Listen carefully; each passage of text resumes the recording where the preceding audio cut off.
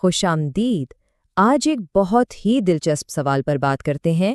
کیا ایسا ہو سکتا ہے کہ چند بالکل سادہ سے الفاظ جنہیں ہم روزمرہ میں آسانی سے دہرا سکتے ہیں اپنے اندر ایک ناقابل تصور روحانی خزانہ چھپائے ہوئے ہوں؟ آئیے اللہ کے ذکر کی اسی عظیم فضیلت کو سمجھتے ہیں۔ تو شروع کرتے ہیں اللہ کے نام سے جو نہایت مہربان اور رحم کرنے والا ہے۔ ساری تعریفیں اسی اللہ کے لیے ہیں جو تمام جہانوں کا رب ہے، اور درود و سلام ہو ہمارے پیارے نبی حضرت محمد صلی اللہ علیہ وسلم پر۔ تو سوال یہی ہے، کیا واقعی چند لمحوں کا ذکر، کچھ آسان سے کلمات، اتنی زیادہ روحانی طاقت رکھتے ہیں کہ ان کا اجر ہماری سوچ سے بھی کہیں زیادہ ہو؟ اور اس سوال کا جواب یقین کیجئے بہت حیران کن ہے۔ چلیے اب ان 4 خاص کلمات کو دیکھتے ہیں جو اس عظیم روحانی تعلیم کا مرکز ہے۔ یہ وہ الفاظ ہیں جنہیں ادا کرنا بہت آسان ہے، لیکن ترازو میں ان کا وزن بہت بھاری ہے۔ پہلا کلمہ ہے سبحان اللہ، یعنی اللہ پاک ہے۔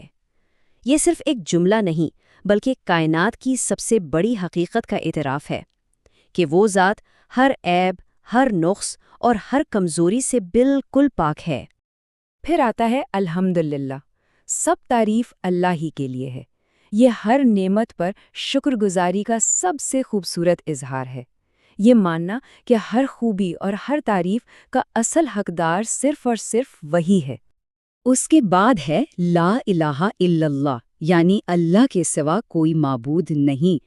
یہ صرف ایک کلمہ نہیں، یہ تو پورے اسلامی عقیدے کی بنیاد ہے، توحید کا وہ طاقتور اعلان جو ہر جھوٹے سہارے کو ختم کر دیتا ہے۔ اور آخر میں اللہ اکبر، اللہ سب سے بڑا ہے۔ یہ ایک ایسا اعلان ہے جو ہر خوف، ہر پریشانی اور ہر دنیاوی طاقت کو چھوٹا کر دیتا ہے، کیونکہ اس کی عظمت ہر شے سے بلند اور بالاتر ہے۔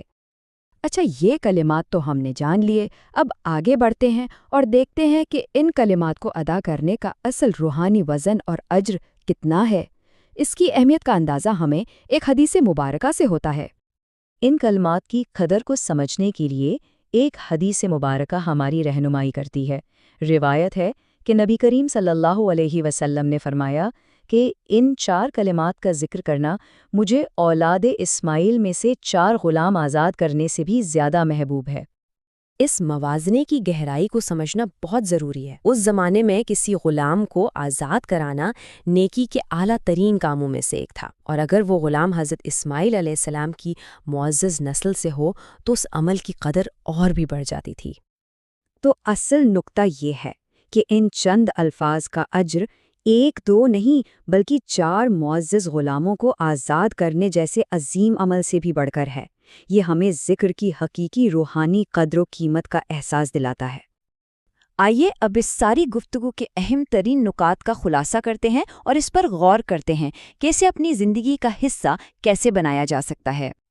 تو ہم نے دیکھا کہ ذکر کے یہ 4 سادہ کلمات ایک انتہائی آسان روحانی عمل ہیں، لیکن ان کا اجر اولاد اسماعیل کے 4 غلام آزاد کرنے سے بھی بڑھ کر ہے۔